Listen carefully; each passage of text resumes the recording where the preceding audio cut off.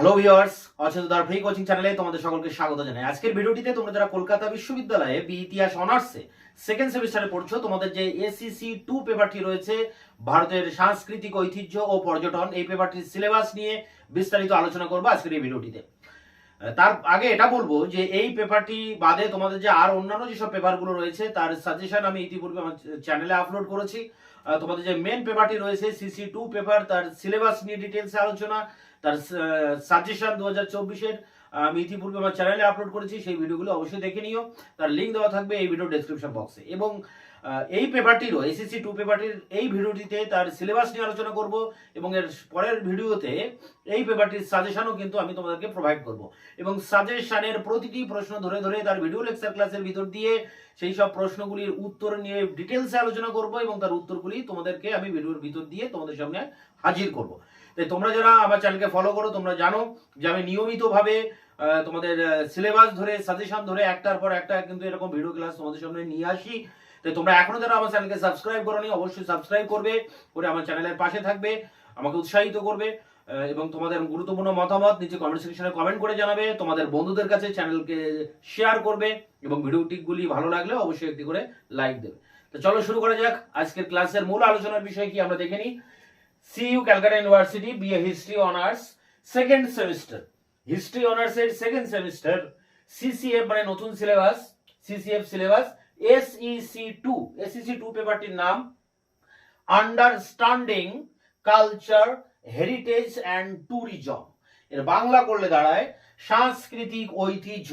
ভারতবর্ষের যে সাংস্কৃতিক ঐতিহ্য রয়েছে, যে শিল্প কৃষ্টি কালচার, তার যে ঐতিহ্য সেই দীর্ঘকাল ধরে প্রাচীনকাল থেকে আজও পর্যন্ত বহমান ভারতীয় ঐতিহ্য, সেই ভারতীয় ঐতিহ্যের ঐতিহ্য এবং তাকে কেন্দ্র করে যে পর্যটন, বিভিন্ন ঐতিহ্যশালী যেসব জায়গা রয়েছে সেই সব জায়গায় আমরা পর্যটন করি, অনেক পর্যটক বাইরে থেকে বেড়াতে আসেন, তা সেই ঐতিহ্যকে কেন্দ্র করে পর্যটন, এটাই হচ্ছে পেপারটির মূল বিষয়।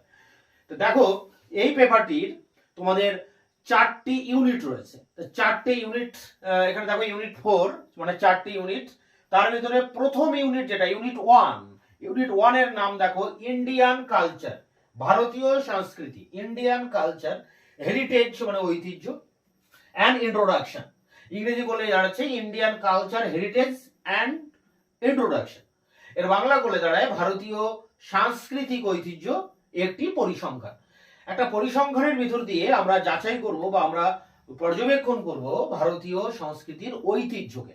এখন এইটা মানে প্রথম ইউনিট এবং এগুলি আবার অনেকগুলি সাব ইউনিটে কিন্তু ভাগ করা রয়েছে। সাব ইউনিট বলতে এর ভিতরে অনেকগুলো বিষয় রয়েছে যেগুলো তোমাদেরকে পড়তে হবে। দেখো সাব ইউনিট কি আছে, অর্থ। অর্থ বলতে এখানে ভারতীয় সাংস্কৃতিক ঐতিহ্য কাকে বলে, সেই বিষয় নিয়ে এখানে পড়তে হবে এবং তার সংজ্ঞা, মানে এক কথায় ভারতীয় সাংস্কৃতিক ঐতিহ্যটা কি, তার যে ডেফিনেশন, ব্যাখ্যাটা কি, কাকে বলে ভারতীয় সংস্কৃতি কাকে বলে এবং তার যে ঐতিহ্য দীর্ঘদিন ধরে বহমান ভারতীয় ঐতিহ্যের যে ধারা সেই সম্পর্কে তার সংজ্ঞা, ডেফিনেশন এখানে দিতে হবে। এরপরে দেখো সেকেন্ড সাব ইউনিট কি বলছে, সাংস্কৃতিক ঐতিহ্যের ঐতিহাসিক পটভূমি। তা ভারতের যে সংস্কৃতি গড়ে উঠলো সে গড়ে ওঠার যে ঐতিহাসিক পটভূমিটা কি, ইতিহাসের সেই ইতিহাসটা কি, ঐতিহ্যের ইতিহাসটা কি, কিভাবে ভারতের এই সংস্কৃতি গড়ে উঠলো, হিন্দু মুসলমান একসাথে বাস করার ভিতর দিয়ে কিভাবে মিশ্র সংস্কৃতি গড়ে উঠলো, বা ভারতবর্ষের বিভিন্ন শক, হুন, কুষাণ, পাঠান, মুঘলরা ভারতবর্ষে এসছে, ভারতীয় সংস্কৃতির সাথে মিশে গেছে, মিশে গিয়ে যে মিশ্র সংস্কৃতির জন্ম দিয়েছে, সুলতানি যুগে যে ইন্দো সারাসেনিক শিল্পরীতির জন্ম দিয়েছে, মুঘল যুগে যে পার্শ্বিক শিল্পরীতির জন্ম দিয়েছে, প্রাচীনকালে হিন্দু যে রাজত্ব সেই রাজত্বকালে আমরা দেখেছি যে বিভিন্ন গান্ধার শিল্প, মথুরা শিল্প, এবং তার আগে আমরা গুপ্ত যুগের শিল্পকলা দেখেছি, মন্দির শিল্পকলা, পাল যুগের শিল্পকলা আমরা দেখেছি, তার আগেও আমরা দেখেছি মৌর্য যুগের শিল্পকলা, হরপ্পা সভ্যতার শিল্পকলা। এগুলো সব একটা ঐতিহ্য, প্রাচীনকাল থেকে বিভিন্নভাবে ভারতীয় ঐতিহ্যের যে উত্থান, সে ঐতিহাসিক তার প্রেক্ষাপটটা কি, কোন ভাবে এই ঐতিহ্যটা গড়ে উঠলো ভারতবর্ষে, মিশ্র একটা ঐতিহ্য। ভারতবর্ষকে বলা হয় সকল মানবের মিলনের স্থল, এখানে বিভিন্ন শ্রেণীর মানুষ রয়েছে, তার ভিতর দিয়ে কিন্তু ভারতীয় ঐতিহ্য আজও বহমান। সেই যে ঐতিহাসিক তার যে প্রেক্ষাপট সেটি নিয়ে এই পয়েন্টে আলোচনা করতে হবে। এরপরে দেখো 3 নম্বর যেটা সাব পয়েন্ট আছে, ভারতীয় সাংস্কৃতিক ঐতিহ্যের ধারণা, কিভাবে এই সাংস্কৃতিক ঐতিহ্যের ধারণাটা মানুষের মধ্যে এলো, তার বৈশিষ্ট্যটা কি, এবং শেষে রয়েছে দেখো বাস্তব ও মৌখিক ঐতিহ্য। মানে বাস্তবে কি ঐতিহ্য রয়েছে, আবার অনেক ঐতিহ্য বা অনেক গল্প কথা ভারতীয় ঐতিহ্য নিয়ে, ভারতের ইতিহাস নিয়ে অনেক মৌখিকভাবে কিন্তু অনেক গল্প মানুষের মধ্যে রয়ে গেছে। তা মৌখিক সেই ঐতিহ্যটা কি আছে এবং পাশাপাশি বাস্তবে কি ঐতিহ্য রয়েছে, সেইগুলো নিয়ে কিন্তু এই ইউনিটে আলোচনা করতে হবে। তাহলে শর্টে যদি বলি, ইউনিট 1-এ কি রয়েছে, ভারতের সাংস্কৃতিক যে ঐতিহ্য, যেটি আমাদের মেন পেপারের যেটা নাম ভারতের সাংস্কৃতিক ঐতিহ্য, সেটি কাকে বলে, তার সংজ্ঞা কি, সেটি কোন ঐতিহাসিক প্রেক্ষাপটে তৈরি হচ্ছে, তার ধারণা কি, তার বৈশিষ্ট্য কি, বাস্তব এবং মৌখিক ঐতিহ্যটা কি। তো এগুলি নিয়ে তোমাদের কিন্তু এই ফার্স্ট ইউনিট রয়েছে, এখনো 3টি ইউনিট রয়েছে। তো ফার্স্ট ইউনিটের বিষয়বস্তু এই, মোটামুটি একটা স্বচ্ছ ধারণা তোমরা পেলে। এরপরে আমরা দেখব ইউনিট 2-তে কি আছে। এবার আমরা দেখব এই পেপারটিতে, এসিসি 2 পেপারটিতে যে 4টি মডিউল আছে, তার মধ্যে দ্বিতীয় মডিউলে কি রয়েছে বা দ্বিতীয় ইউনিটে কি আছে। দেখো ইউনিট 2, ইউনিট 2 এর নাম evolution of heritage, legislation and the institutional framework.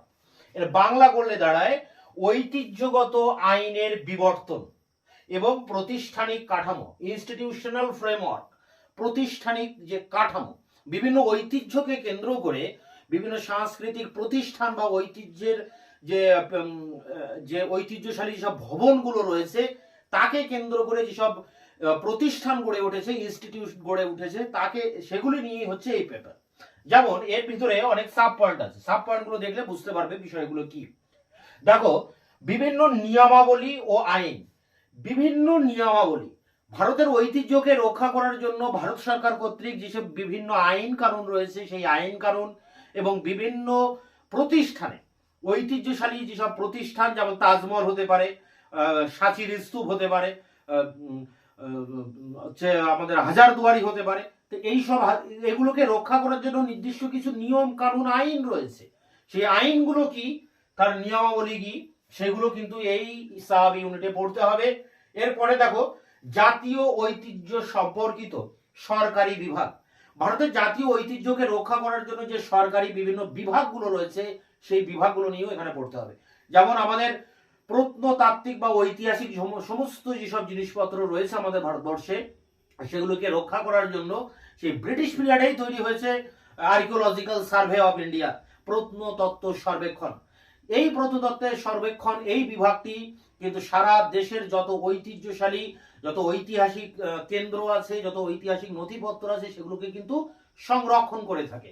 এবং এই প্রতিষ্ঠানের কিছু কিন্তু নিয়ম কানুন বা আইন আছে নির্দিষ্ট, যে আইনের ভিতর দিয়ে এগুলোকে রক্ষা করা হয়।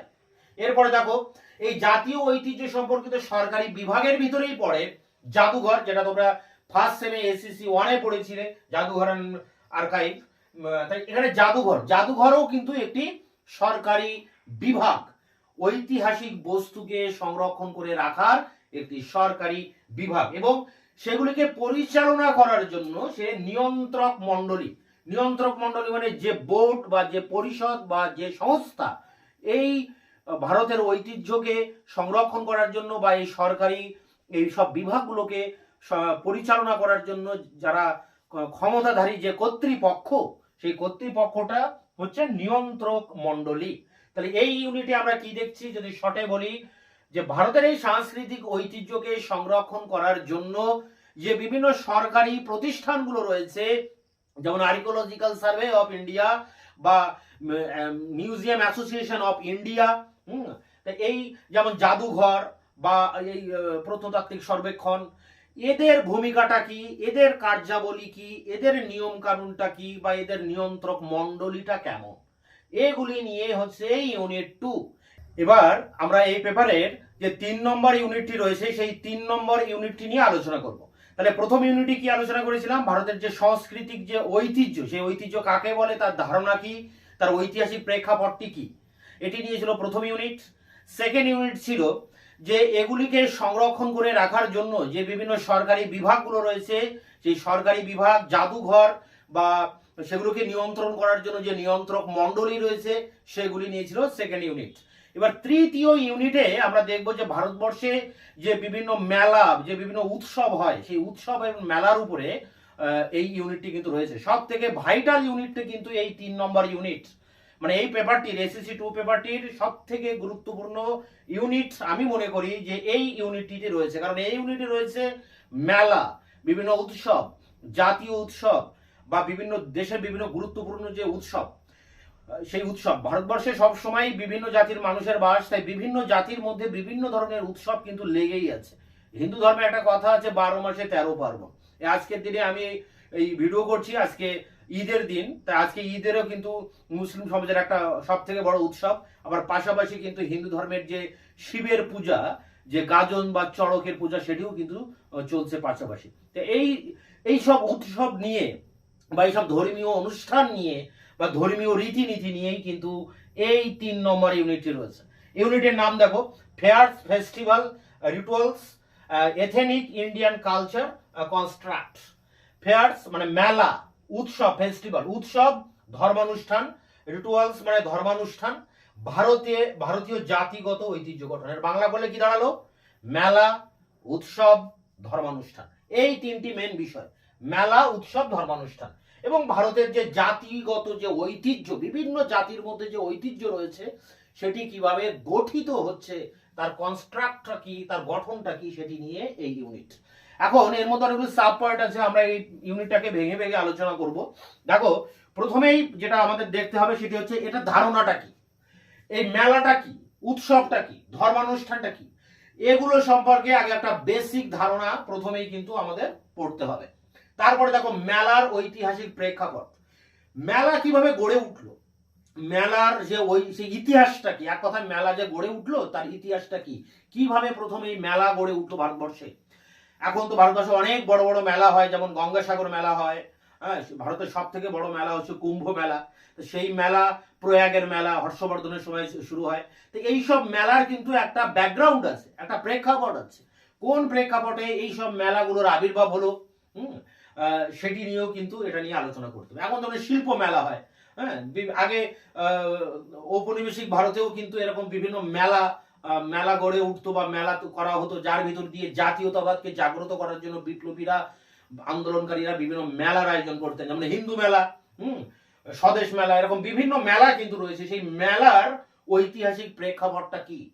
এরপরে দেখো যেটা রয়েছে ভারতীয় জনজীবনে ও সমাজে যে ধর্মানুষ্ঠান, বিভিন্ন যে ধর্মানুষ্ঠান করা হয়, সেই ধর্মানুষ্ঠানের প্রভাবটা কি, মুসলিম সমাজে ঈদ উল ফিতর, রমজান, এগুলোর কি প্রভাব আছে সমাজের উপরে, এগুলোর কি প্রভাব আছে। হিন্দু ধর্মে যে কালী পূজা, দুর্গা পূজা, বিভিন্ন যে ধর্মীয় অনুষ্ঠানগুলো হয়, দীপাবলি, হ্যাঁ, হোলি হয়, এই সবের প্রভাবটা কি জনজীবনের উপরে, সেটি নিয়ে কিন্তু এই ইউনিট খুব একটা ভাইরাল একটা ইউনিট। এটা 3 নম্বরে দেখো ভারতীয় ধর্ম ও ধর্মীয় ঐতিহ্য। ভারতের যে বিভিন্ন ধর্মের মানুষের বাস, হিন্দু, মুসলিম, শিখ, খ্রিস্টান, বৌদ্ধ, জৈন, সব ধরনের ধর্মের বসবাস রয়েছে এখানে। হ্যাঁ, খ্রিস্টান ধর্মের গুড ফ্রাইডে আছে, এছাড়া বড় হচ্ছে খ্রিস্টান ধর্মের যে যীশু খ্রিস্টের জন্মের উপরে অনেকগুলো অনুষ্ঠান হয়, হ্যাঁ, বাৎসরিকভাবে। সেই সব জিনিস নিয়ে কিন্তু, এবং প্রত্যেকটা ধর্মের নিজস্ব ধর্মীয় ঐতিহ্য আছে। সেই ঐতিহ্য অনুযায়ী তারা সেই সব রীতিনীতিগুলো পালন করে চলে। বুদ্ধ পূর্ণিমা বৌদ্ধ ধর্মে, মুসলিম ধর্মে ঈদ, হিন্দু ধর্মে দুর্গাপূজা, কালী পূজা, এরকম যে ধর্মীয় যে বিভিন্ন ঐতিহ্য বহুদিন ধরে বহমান ভারতীয় জীবনে বা ভারতীয় প্রেক্ষাপটে, সেগুলো নিয়ে এই ইউনিটে আলোচনা করতে হবে। ধর্মকে কেন্দ্র করে যে ঐতিহ্য, যে ট্র্যাডিশন বহুদিন ধরে চলে আসছে সেটি। এরপরে দেখো উৎসব, ফেস্টিভ্যাল, একদম শেষ টপিকটা কি আছে, উৎসব। তো উৎসব অনেক প্রকার হয়, আমরা বিভিন্ন ধরনের উৎসবে সামিল হই। উৎসব হচ্ছে আমার মেলা আর ধর্মানুষ্ঠানের থেকে একটু হলেও কিন্তু উৎসব আলাদা। উৎসবের ভিতরে কোনো ধর্মীয় রং নেই। উৎসব এমন একটা জিনিস যেখানে সবাই কিন্তু পার্টিসিপেট করে, সবাই সেখানে অংশগ্রহণ করে, সেখানে ধর্মের কোনো ব্যাপার থাকে না, হিন্দু, মুসলিম, শিখ, খ্রিস্টান সবাই সেখানে উৎসবে সামিল হয়।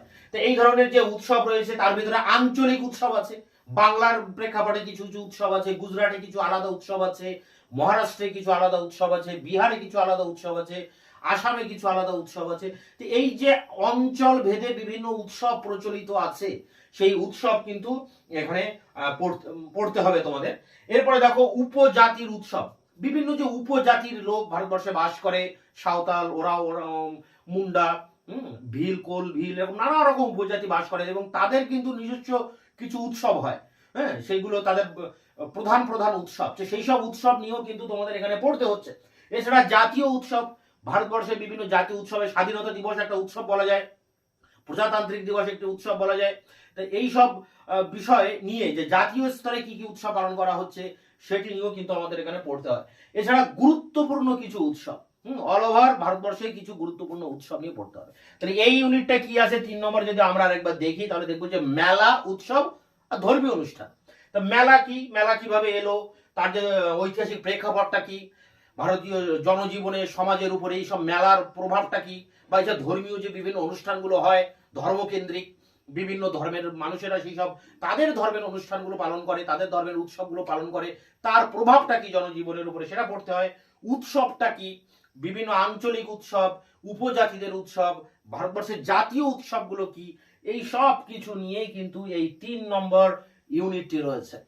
তা মোটামুটি একটা স্বচ্ছ ধারণা তোমরা এই ইউনিটে থেকে বুঝতে পারলে। এরপর আমরা 4 নম্বর ইউনিট এবং সিলেবাসের শেষ ইউনিটটি নিয়ে আলোচনা করব। এই 4 নম্বর ইউনিটটিও খুব ইন্টারেস্টিং একটা ইউনিট। এই ইউনিটে রয়েছে পর্যটন। পর্যটন মানে পরিভ্রমণ, কোনো একটা জায়গায় ঐতিহাসিক স্থান বা ভারতের ঐতিহ্যশালী কোনো স্থান সারে জমিনে গিয়ে সেখানে পর্যবেক্ষণ করা। এই পেপারটিতে তোমাদের কিন্তু মানে এসএসসি পেপারগুলোতেই হয় যে কলেজ থেকে তোমাদের সেই সব কোনো একটি জায়গায়, ধরো ফার্স্ট সেমে তোমাদের ছিল মিউজিয়াম অ্যান্ড আর্কাইভ, তা তোমাদের কোনো একটি, ধরো ভারতের জাদুঘর কলকাতায়, কলেজ থেকে সেখানে ভিজিট করানো হবে, তোমরা সারে জমিনে সেটা দেখবে, দেখে তার উপরে একটা 1000 শব্দের প্রতিবেদন তোমাদের লিখতে হবে 30 number.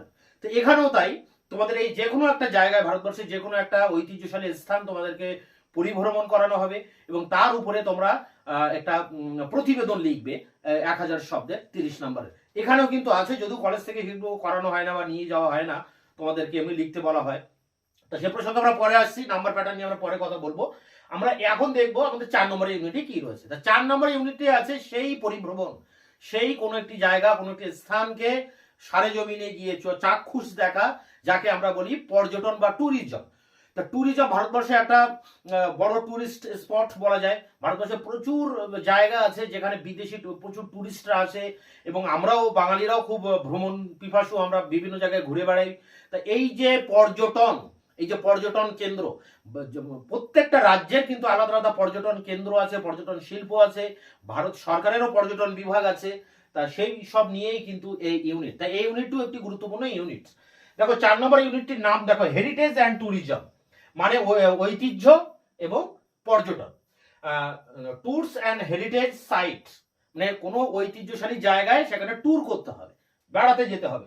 The relationship with cultural heritage, এবং যে এইগুলোর সাথে ভারতের যে ঐতিহ্য, সে ঐতিহ্যের সম্পর্ক কি। তারপরে বাংলাটা এখানে করা আছে, ঐতিহ্য এবং পর্যটন, বিভিন্ন ঐতিহ্যবাহী স্থান পরিভ্রমণ এবং সেগুলোর সাথে মানে ঐতিহ্যশালী স্থানগুলির সাথে ভারতীয় ঐতিহ্যের সম্পর্ক কি, মানে বিভিন্ন যে পর্যটনের সাথে ঐতিহ্যশালী স্থানের কি সম্পর্ক। তাহলে আরেকবার দেখো, এটা বোঝার ব্যাপার আছে, ঐতিহ্য এবং পর্যটন, ঐতিহাসিক স্থান কি এবং সেখানে পর্যটন, এই দুটিকে নিয়েই এই ইউনিট। তাহলে এখানে বলা হচ্ছে, আর একটু এক্সট্রা বলা হচ্ছে যে বিভিন্ন ঐতিহ্যবাহী স্থানকে পরিভ্রমণ করতে হবে এবং সেই ঐতিহ্যবাহী স্থানের সাথে পর্যটনের কি সম্পর্ক। পর্যটনের অনেকটাই সম্পর্ক আছে, বিভিন্ন ঐতিহ্যশালী যে স্থানগুলো রয়েছে সেগুলোকে কেন্দ্র করেই পর্যটন গড়ে উঠেছে। বিভিন্ন পর্যটকরা সেগুলো দেখার জন্য যায়, সেখানে পর্যটন প্রত্যেকটা রাজ্যের একটা পর্যটন দপ্তর আছে, রাজ্যের যেসব ভালো ভালো পর্যটন কেন্দ্র আছে সেগুলোকে রক্ষণাবেক্ষণ করা, তত্ত্বাবধান করা এই পর্যটন দপ্তর থেকে করে এবং সেই সব জায়গায় বিভিন্ন টুরিস্টরা বেড়াতে আসে। তাহলে ঐতিহ্যশালী স্থানকে কেন্দ্র করেই কিন্তু পর্যটন গড়ে উঠছে। যেমন বুদ্ধগয়া একটা ঐতিহ্যশালী স্থান, ধর্মীয় ঐতিহ্যশালী স্থান, সেখানে সবাই বেড়াতে যায় পর্যটনের জন্য, এবং তাকে কেন্দ্র করে ওখানকার পর্যটন শিল্প গড়ে উঠেছে। কেরালায় অনেক পর্যটন জায়গা আছে যেখানে সবাই বেড়াতে যায় এবং তাকে কেন্দ্র করে কেরালায় ট্যুরিস্ট ডিপার্টমেন্ট গড়ে উঠেছে। ওয়েস্ট বেঙ্গল ট্যুরিস্ট ডিপার্টমেন্ট আছে, পশ্চিমবঙ্গের যেসব প্রধান প্রধান ঐতিহ্যশালী স্থান আছে সেগুলোকে দেখার জন্য, যেমন নবদ্বীপ, মায়াপুর একটি টুরিস্ট স্পট বলা যায়, সুন্দরবন একটা বলা যায়, দার্জিলিং একটা বলা যায়, যেমন শান্তিনিকেতন বলা যায়। এরকম বিভিন্ন জায়গা রয়েছে যেগুলো কিন্তু ঐতিহ্যশালী স্থান এবং তাকে কেন্দ্র করে পর্যটন কেন্দ্র। সেটি নিয়ে এই ইউনিট। তাই এটার উপরে টোটাল 4টে আমরা ইউনিট নিয়ে আলোচনা করলাম। যদি সার সংক্ষেপে একটু বলি, প্রথম ইউনিটে ছিল ভারতের যে ঐতিহ্য ও সংস্কৃতি, এটা কাকে বলে, তার ধারণা কিভাবে গড়ে উঠছে, তার ঐতিহাসিক প্রেক্ষাপটটি কি। তারপরে 2 নম্বরে ছিল যে এগুলোকে রক্ষণাবেক্ষণ করার জন্য যে সরকারি বিভাগ বা নিয়ন্ত্রক কমিটি আছে সেগুলো কি। 3 নম্বরে আমরা দেখেছি যে বিভিন্ন মেলা উৎসব এবং যে ধর্মীয় অনুষ্ঠান, বিভিন্ন জাতীয় উৎসব, আঞ্চলিক উৎসব, বিভিন্ন ধর্মীয় উৎসব, এগুলো নিয়ে কিন্তু রয়েছে 3 নম্বর ইউনিট। আর 4 নম্বর ইউনিটে রয়েছে বিভিন্ন পর্যটনকে কেন্দ্র করে বা ঐতিহ্যশালী স্থানকে কেন্দ্র করে যে পর্যটন শিল্পটি গড়ে উঠেছে সেটি কি। এটি নিয়ে এই 4টি ইউনিটের উপরে তোমাদের একটা সাজেশন হবে। সেই সাজেশনের ভিডিও আমি খুব তাড়াতাড়ি নিয়ে আসবো। এটি সিলেবাস নিয়ে একটু ডিসকাস করলাম তোমাদের সামনে, যাতে তোমরা সহজে বুঝতে পারো। এবং যে সাজেশন আমি এরপরে নিয়ে আসবো, সেই সাজেশনের প্রতিটি প্রশ্ন ধরে ধরে আমি তার প্রত্যেকটা প্রশ্নের উত্তর নিয়েও আমি ডিটেলসে আলোচনা করব, যাতে তোমরা বুঝতে পারো। এবং তারপর তার উত্তরগুলো কিন্তু আমি সেই ভিডিওর শেষে তোমাদেরকে অন স্ক্রিনে আলোচনা করব। এখন আমি একটু নাম্বার প্যাটার্নটা যদি দেখি, তাহলে দেখবো যে এই পেপারটির SSC 2 পেপারটির যে নাম্বার প্যাটার্ন তোমরা ইতিমধ্যে জানো। তোমরা ফার্স্ট সেমে যেভাবে তোমরা পরীক্ষা দিয়েছিলে ঠিক সেম টু সেম আবারও এখানেও সেই SSC 2 পেপারটির একই নাম্বার প্যাটার্ন, 50 নম্বরের পরীক্ষা হবে। এবং সেক্ষেত্রে 30 নম্বরের একটা প্রশ্ন থাকবে। প্রথমেই বিভাগ ক আর বিভাগ খ, এই দুটি বিভাগ থাকবে 50 নম্বরের। তো বিভাগ ক এ 30 নম্বর আর বিভাগ খ এ 20 নম্বর, মানে 10 নম্বরের দুটি প্রশ্ন 20। দেখো এখানে নাম্বার প্যাটার্ন আমি একটু বললাম যে বিভাগ ক এ থাকবে 30 নম্বরের একটি প্রশ্ন। সেখানে একটা প্রশ্ন তোমরা করে যাবে এবং একটাই কমন পাবে। সেখানে বলা হচ্ছে যে বিভিন্ন মেলা, যে কোনো একটি মেলা, যেমন তোমার দেখা বা তুমি সাম্প্রতিক ইন্টারনেটের মাধ্যমে সার্চ করেছো এরকম একটা কোনো মেলা বা উৎসব ভারতবর্ষে, সে তার উপরে 1000 প্রতিশব্দের একটা প্রতিবেদন লিখতে হবে, যেটি 30 নম্বরের। এবং এটি কিন্তু তোমাদের এক কথায় মানে অ্যাকচুয়ালি সেখানে গিয়ে পরিভ্রমণ করে সারেজমিনে দেখে লেখার কথা। তা যাই হোক, সেই সময় কলেজের নেই, তাই তোমরা এটা নিজেরা নিজেদের মতো করে প্রতিবেদন লিখে পরীক্ষার খাতায় কিন্তু এটা লিখবে। একটা প্রশ্ন এখানে করবে যে কোনো একটা মেলা সম্পর্কে বা যে কোনো একটা উৎসব সম্পর্কে। তোমরা এই ক্ষেত্রে কুম্ভ মেলা করতে পারো, ভারতবর্ষের সব থেকে বড় মেলা, গঙ্গাসাগর মেলা, কুম্ভ মেলা, এগুলির উপরে কিন্তু আমি ভিডিও লেকচার ক্লাস নিয়ে আসবো। তা এটা নিয়ে কোনো সমস্যা নেই। এই 30 নম্বরের প্রশ্ন তোমাদের একেবারে কমন। বাকি থাকছে আর 20 নম্বর, মানে দুটি 10 নম্বরের প্রশ্ন তোমাদের লিখতে হবে। 4টি প্রশ্ন থাকবে, তার মধ্যে 2টি লিখতে হবে।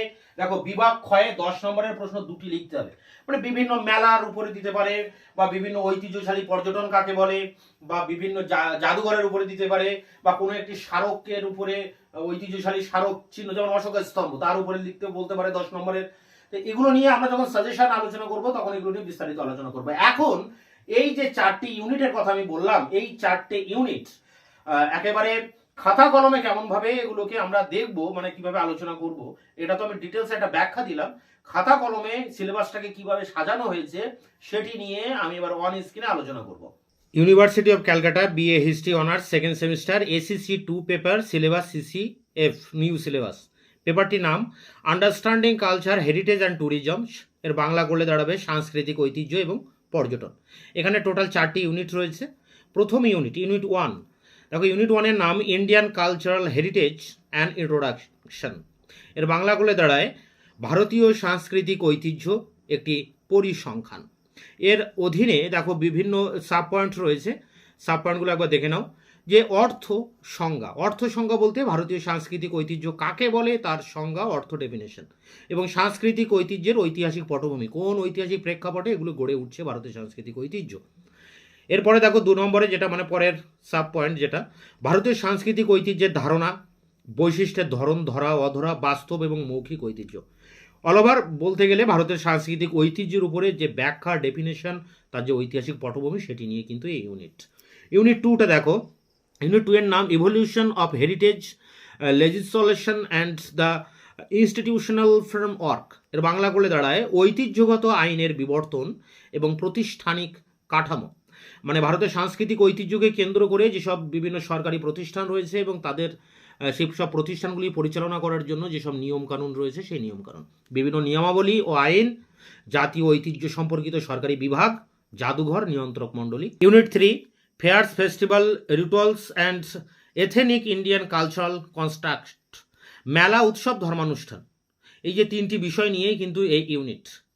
ভারতীয় জাতিগত ঐতিহ্য গঠন, এটি হচ্ছে এই ইউনিটটির নাম। যে মেলা, উৎসব, ধর্মানুষ্ঠান এবং ভারতীয় জাতিগত ঐতিহ্য গঠন। এখানে যে সাব ইউনিটগুলো রয়েছে দেখো, ধারণা মানে মেলা, উৎসব, ধর্মানুষ্ঠানের ধারণা কি, মেলার ঐতিহাসিক প্রেক্ষাপটটি কি, ভারতীয় জনজীবন ও সমাজে ধর্মানুষ্ঠান এবং তার গুরুত্ব কি। পরেরটা দেখো, ভারতীয় ধর্ম ও ধর্মীয় ঐতিহ্য কি, উৎসব কি, উৎসবের ক্ষেত্রে আঞ্চলিক উৎসব, উপজাতিগত উৎসব, জাতীয় উৎসব, ভারতের কিছু গুরুত্বপূর্ণ উৎসব। এবং শেষ ইউনিটটি দেখো, হেরিটেজ অ্যান্ড ট্যুরিজম, ঐতিহ্য এবং পর্যটন। Tour to heritage site, the relationship with cultural heritage. এর বাংলা করে দাঁড়ায় ঐতিহ্য এবং পর্যটন, বিভিন্ন ঐতিহ্যবাহী স্থান পরিভ্রমণ এবং সেগুলোর সাথে ভারতীয় ঐতিহ্যের সম্পর্ক কী। তা এটা নিয়ে এই ইউনিটটি ছিল। বিভিন্ন ট্যুরিস্ট স্পটের সাথে স্পটকে কেন্দ্র করে যে ভারতীয় সাংস্কৃতিক ঐতিহ্য সাথে যে রিলেশন, সেটি নিয়ে কিন্তু এই পেপারটি। এখানে কোশ্চেন প্যাটার্ন তোমাদের বললাম যে কোশ্চেন প্যাটার্ন এখানে তোমাদের দুটো বিভাগ থাকবে, তোমরা জানো। বিভাগ ক, যেখানে একটি প্রশ্ন লিখতে হবে 1000 শব্দের 30 নম্বরে। এখানে তোমরা যে কোনো একটি মেলা বা উৎসবের উপরে লিখতে পারো। আর বিভাগ ক্ষয় আছে দুটি প্রশ্ন, এখানে 4টি দেওয়া থাকবে, দুটি লিখতে হবে 10 নম্বরের, মানে এখানে 20 নম্বর। মানে এই যে 30 নম্বরের একটা 30 এবং 10 নম্বরের দুটো, 10 10 20, মোট এই 50 নম্বরের পরীক্ষা। এবং 30 নম্বরের যে প্রশ্নটা তোমাদের আসবেই সেটি হচ্ছে, এখানে আমি উল্লেখ করে দিলাম, সাম্প্রতিককালে তোমার দেখা একটি মেলা বা উৎসব, হয় উৎসব নয় মেলা, যে কোনো একটি পড়ে গেলেই কিন্তু তোমরা তার উপরে একটি প্রতিবেদন লিখতে পারবে 30 নম্বরে। এছাড়া বিভাগ ক্ষয়ে তোমাদের যেসব প্রশ্ন থাকবে সেখান থেকে একটা স্যাম্পল কোশ্চেন আমি বলছি, দেখো যে মেলা কিভাবে সমাজ সংযোগ সাধনের মাধ্যম হিসেবে কাজ করে। তার মানেই দাঁড়াচ্ছে যে ভারতীয় জনজীবনের উপর মেলার যে প্রভাব এবং মেলার মধ্যে দিয়ে বিভিন্ন মানুষের মধ্যে যে পারস্পরিক সম্পর্ক গড়ে ওঠে, সমাজের সংযোগের স্থাপন হয়, সেটি নিয়েই প্রশ্ন। আরেকটি প্রশ্ন এখানে আছে, দেখো যে কোনো একটি ঐতিহ্যবাহী স্মারক সম্পর্কে আলোচনা করো। ঐতিহ্যবাহী স্মারক যেমন অশোকের স্তম্ভের কথা আমরা বলতে পারি, বা বলতে পারি সাঁচি স্তূপ, এগুলো সব ঐতিহ্যবাহী একটি স্মারক, এগুলোর উপরে কিন্তু প্রশ্ন আসতে পারে। তা দেখা হচ্ছে আবার এই পেপারে নতুন করে যে আবার একটি ভিডিও ক্লাসে, যেখানে এই পেপারটির সাজেশন নিয়ে আমি আবার একটা নতুন ভিডিও ক্লাস করব খুব দ্রুত। তোমরা অবশ্যই চ্যানেলকে সাবস্ক্রাইব করে চ্যানেলের পাশে থাকবে, আমাকে উৎসাহ প্রদান করবে, বন্ধুদের কাছে শেয়ার করবে, ভিডিওটি ভালো লাগলে অবশ্যই একটি লাইক করবে।